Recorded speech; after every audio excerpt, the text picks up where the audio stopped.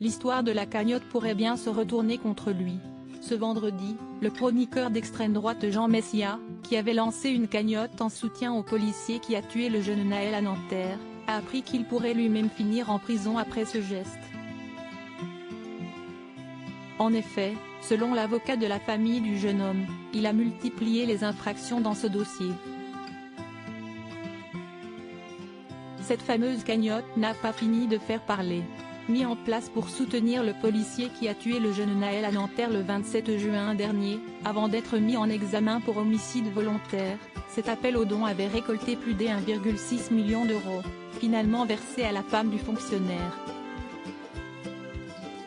Une réussite pour son créateur, le chroniqueur d'extrême droite Jean Messia. Mais qui pourrait à son tour lui coûter la prison.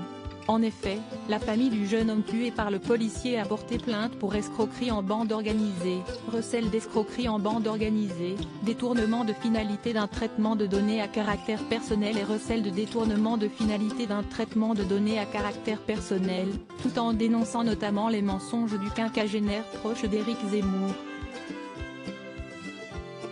Celui-ci avait opposé le fonctionnaire de police, présenté comme un héros du Bataclan, et l'adolescent, qu'il décrivait publiquement et mensongèrement comme un multirécidiviste.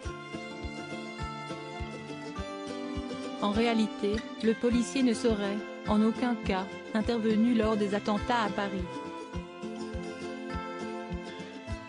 Et, pire, les informations données sur Naël, nécessairement données par un ou plusieurs membres des forces de l'ordre et dans le but de le criminaliser, entreraient manifestement dans la violation du secret de l'instruction. Prison ferme et lourde amende. Et cette lourde faute pourrait lui coûter très cher, puisqu'elle est punie de 3 ans d'emprisonnement et 45 000 € d'amende.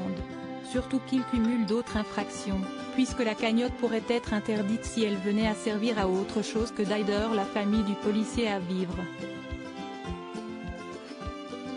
En effet, si elle est utilisée pour payer une amende, une sanction ou des dommages et intérêts, elle deviendra illégale et devra être rendue. D'ailleurs, les avocats de la famille de Naël ont porté plainte également contre toute personne bénéficiant de la cagnotte, quand bien même elle serait de la famille du policier ayant tué Naël, expliquant que tous les bénéficiaires se rendraient dès lors coupables de recel d'escroquerie en bande organisée. Selon nos confrères de BFM Télévision et de l'Indépendant, mises bout à bout, l'ensemble de ces infractions sont passibles de 10 ans d'emprisonnement et d'1 million d'euros d'amende. Une très grosse punition pour celui qui se satisfaisait de son succès.